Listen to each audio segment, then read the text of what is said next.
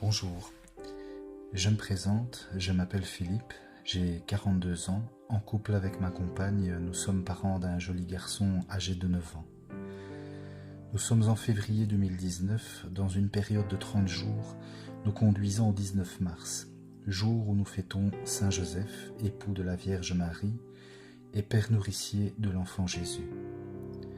Durant cette période de 30 jours, nous sommes invités à nous placer sous le manteau de Saint Joseph, c'est-à-dire de le prier pour ses mérites, lui faire nos demandes pour nous et notre famille, et de lui demander d'être sous son patronage et sa protection, en le prenant pour modèle. On peut dire que Saint Joseph a vécu une vie cachée dans l'ombre de la lumière divine de Jésus et immaculée de Marie. En effet, le peu de choses que nous savons de lui est écrit dans les évangiles, et force est de constater que cette discrétion qui est la sienne fait qu'encore à ce jour, peu de personnes pensent à l'honorer à sa juste valeur, le résumant à la vision que nous avons de lui dans la crèche à Noël. Pourtant, sa vie est un modèle de courage, d'humilité, de force, de bienveillance. Et je voudrais ici lui rendre hommage en portant en lumière sa vie et ensuite en vous témoignant ma relation avec lui et les grâces qu'il m'a obtenues. Chacun, pour la majorité, a une vision idyllique de son père charnel. Il représente pour nous notre protecteur, le bras fort qui nous protège et celui que nous prenons en exemple. Et pourtant notre vision d'amour paternel, bien que belle, reste humaine et imparfaite, tout comme notre Père l'est. Dieu, lui, porte un regard parfait sur nous, un regard qui est entière vérité, car il sonde les reins et les cœurs. Personne ne peut rien lui cacher. Dieu est à la fois Père, Fils et Esprit Saint.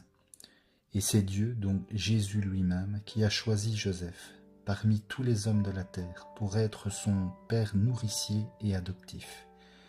Alors que nous devons prendre pour Père celui qui nous a été donné. Jésus, lui, a choisi Joseph. Et l'a estimé digne de le tenir dans ses bras et d'être le digne époux de la bienheureuse Vierge Marie. Lorsqu'on prend le temps de méditer juste sur ce détail, on commence à se sentir ingrat d'accorder si peu d'intérêt à Saint Joseph, car Dieu, qui est parfait, a choisi cet homme pour père. Essayez maintenant de vous mettre juste un instant dans la peau de Saint Joseph. À une époque où si une femme était enceinte sans être mariée, elle était condamnée à la répudiation, imaginez ce que Joseph a dû vivre comme trouble, comme angoisse dans son cœur. Face à l'inimaginable, l'inconcevable, il fait le choix d'écouter le message que lui livre l'ange Gabriel, de ne pas avoir peur de prendre pour épouse Marie et de croire en l'œuvre de Dieu par la conception virginale de Jésus. Par son oui, Joseph n'a pas reçu de Dieu une vie paisible, au contraire. Il a dû fuir en Égypte avec Marie et Jésus pour protéger Jésus du roi Hérode qui craignait la royauté divine de Jésus et cherchait à le faire tuer. Joseph a dû à 3 reprises quitter son lieu de vie, sa clientèle qui lui permettait de vivre et de nourrir sa famille, voulant toujours rester attentif à la volonté divine qui lui a été dictée par l'ange Gabriel. Il a connu le doute, l'inquiétude, l'angoisse, la souffrance. Mais dans tout ce qui pouvait lui arriver, il a fait le choix de faire confiance à Dieu. Et pour cela, il me montre par son exemple le chemin de mes propres dépassements. Lorsque nous crions facilement à l'injustice, que nous disons « mais qu'est-ce que j'ai bien pu faire, ô bon Dieu, pour subir cela ?» ayons alors à l'esprit ce par quoi est passé Saint Joseph et comment il a été ensuite récompensé dans les cieux, et même avant cela, en étant l'image paternelle que notre Sauveur a eue pour modèle dans sa vie d'enfant et d'adolescent. Car Dieu n'est pas sadique, mais amour et miséricorde, et chacune de nos souffrances sur cette terre a pour but non pas de nous détruire, mais de façonner notre cœur dans l'humilité et la kénose, c'est-à-dire ne plus avoir la moindre prétention d'orgueil sur soi-même, mais d'avoir une confiance totale en Dieu, quoi qu'il puisse nous arriver, ce qui s'appelle la foi et ce qui signifie croire. Je viens donc de vous exposer la relation que j'ai avec ce grand saint qu'est Saint Joseph, et qui est pour moi mon modèle et mon saint patron. Et j'aimerais maintenant vous témoigner ce qu'il a fait pour moi, et qui est pour le moins spectaculaire. En 2005, ma compagne et moi avons souhaité devenir propriétaires en achetant une maison, afin d'y faire notre foyer et y fonder notre famille. Nous avons confié cela dans nos prières et voilà que seulement au bout de 2 visites immobilières, nous avons eu un coup de cœur. Ma compagne et moi étant au début de notre vie professionnelle à cette époque, nous étions limités par notre pouvoir d'achat et lorsque nous avons vu le nombre de personnes présentes lors de chaque visite organisée par l'étude du notaire, je n'emmenais pas l'arche, craignant qu'une personne plus aisée nous coupe l'herbe sous le pied avec beaucoup de facilité. Je travaillais à l'époque à Mons dans une étude d'huissier de justice et tous les jours, lors de mon temps de midi, je mangeais ma tartine à toute vitesse pour avoir le temps d'aller jusqu'à l'église Notre-Dame de Messine, située à 1 kilomètre à pied de mon lieu de travail, pour prier Saint Joseph afin qu'il m'apporte son aide dans ce qui me semblait être une bataille presque perdue d'avance en raison de mes petits moyens financiers. Mes parents m'avaient en effet expliqué que l'on invoque Saint Joseph entre autres pour nos besoins matériels. Tous les jours ou presque durant 3 mois, j'allais lui demander son aide et le supplier de m'aider, si c'était la volonté de Dieu que cette maison soit la mienne.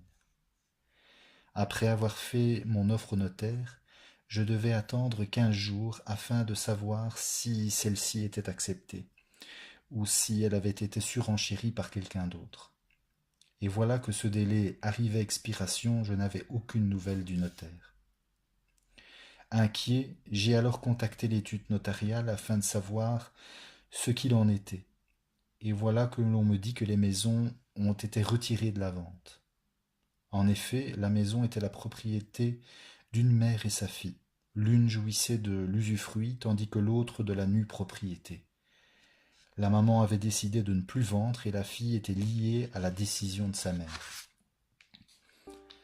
Apprenant cette nouvelle, j'ai vraiment eu l'impression que mes prières n'avaient servi à rien. J'ai eu l'impression d'avoir perdu mon temps à aller tous les jours à l'église prier et supplier pour qu'en fin de compte le ciel se moque de moi. C'est vraiment la pensée que j'ai eue. Je me suis même rendu à l'église et me suis mis en colère contre Saint Joseph en lui disant « Je viens te prier tous les jours, je mets mon espoir en toi, et voilà comment tu me remercies, tu te moques de moi. » Mais au fond de moi, mes mots sonnaient faux, car je me disais que je ne pouvais pas croire ça. Par contre, cela arrangeait bien quelqu'un d'essayer de me le faire croire pour me tenter de faire perdre ma foi. D'un autre côté, l'avantage de se mettre en colère, c'est que l'on s'exprime avec son cœur. Et alors on est vrai. Et Dieu ne nous tiendra pas rigueur de notre colère, car il connaît notre ignorance. Ayant réglé mes comptes avec Saint Joseph, il m'est venu à l'esprit que je devais essayer de contacter la fille de la propriétaire afin de m'expliquer avec elle. Elle m'a expliqué sa situation compliquée avec sa mère. Pour ma part, je lui ai expliqué que nous avions vraiment eu un coup de cœur pour sa maison, que nous étions jeunes, ma compagne et moi, et que nous n'avions pas la possibilité de monter plus haut dans notre offre de prix, mais que si elle arrivait à raisonner sa maman, qu'elle avait la certitude de pouvoir conclure la vente avec nous, car la banque avait marqué son approbation pour l'obtention de notre crédit hypothécaire. Étant donné qu'en retirant la maison de la vente, les propriétaires avaient perdu la totalité des amateurs et que j'étais le seul à être resté et à l'avoir contacté, elle ne pouvait pas prendre le risque de me perdre également. Et c'est alors que l'Esprit Saint m'a ouvert les yeux. En fait, Saint Joseph ne s'était pas moqué de moi, contrairement aux apparences. Il avait tout simplement nettoyé le passage pour moi, grâce au fait que la maison ait été retirée de la vente. Je n'avais plus de concurrents. Et il m'avait placé en position de force malgré mes petits moyens financiers. La fille de la propriétaire m'a rappelé le soir même en me disant qu'elle avait pris conseil auprès de son notaire pour se désolidariser de sa maman et pouvoir conclure la vente avec moi. Quel magnifique travail Saint Joseph a fait pour moi. Et c'est la raison pour laquelle je témoigne ce jour en remerciement. Personne ne connaît l'avenir, pas même les prétendus voyants. Dieu seul sait toutes choses, car il est le commencement et la fin de toutes choses. Nous avons eu les clés de notre maison le 30 mai 2005, et un an plus tard, jour pour jour, le 30 mai 2006, mon papa rendait son esprit à Dieu. Malgré la douleur, je remercie Dieu et Saint Joseph d'avoir fait en sorte que mon papa puisse me voir dans ma maison, dans mon propre foyer. J'espère avoir pu, à travers mon témoignage, vous apporter l'envie de vous confier en Saint Joseph. Je vous remercie pour votre attention.